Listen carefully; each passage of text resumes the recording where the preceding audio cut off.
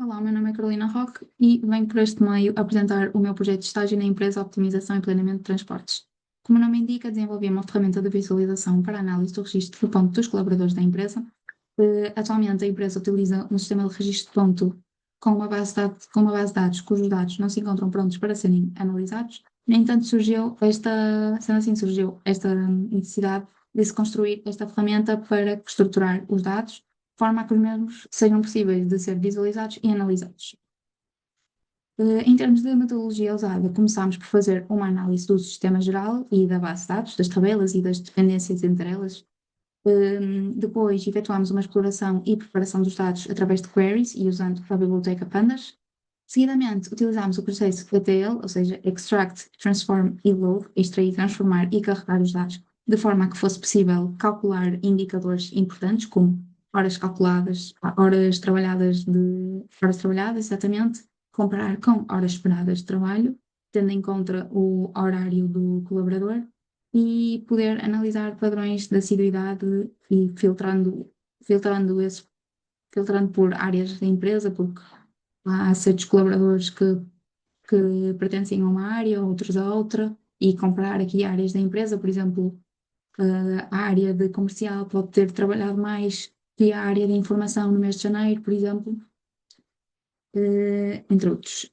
Também implementámos uma API em Fast API e implementámos a dashboard em Streamlit.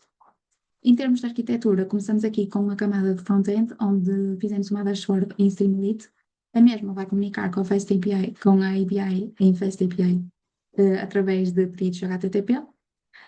A API está aqui organizada em routers, onde cada router trata de uma informação em específico. Por exemplo, temos o router dos dados inválidos, que são aqueles dados que estão incompletos. Por exemplo, quando registram só uma entrada e não registram a saída, temos o router das áreas e o router das horas. Depois, estes routers não acedem diretamente à base de dados. São os repositórios que fazem isso, que são responsáveis por aceder e obter os dados da base de dados. E isto vai permitir que a API não precise de saber como é que os dados estão armazenados. Ela apenas pede a informação que necessita e depois recebe. Temos também aqui a camada da infraestrutura, hum, onde está a ligação à base de dados. Aqui temos a Factory, que basicamente serve para criar e gerir os acessos à base de dados. E isto acaba por ser útil porque permite que, no futuro, se a base de dados quiser ser alterada, o resto do sistema não precise de ser alterado. Com isto, acho que podemos passar à demonstração da dashboard.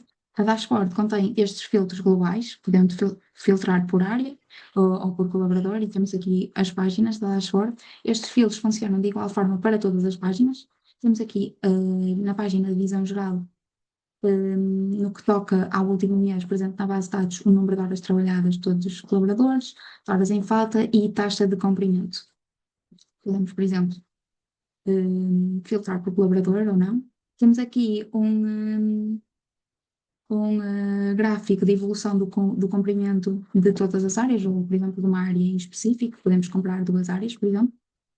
Depois também temos aqui uma tabela mais detalhada com todos os dados necessários hum, caso se queira fazer uma análise mais detalhada. Depois, passando para a página do colaborador, é para o caso de se fazer uma análise mais detalhada a nível de um colaborador em específico, podemos fazer a análise, filtrar por colaborador com um número específico até.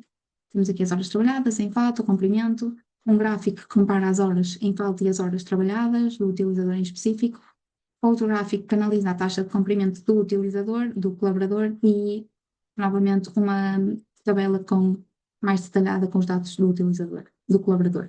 Depois temos a página de horas em falta, que funciona da mesma forma, filtrar por colaborador e por mês. Temos aqui o top 10 de colaboradores com mais faltas, por exemplo, aqui o colaborador com ID 34, que teve mais horas em falta, e assim mesmo também temos uma tabela com mais detalhes.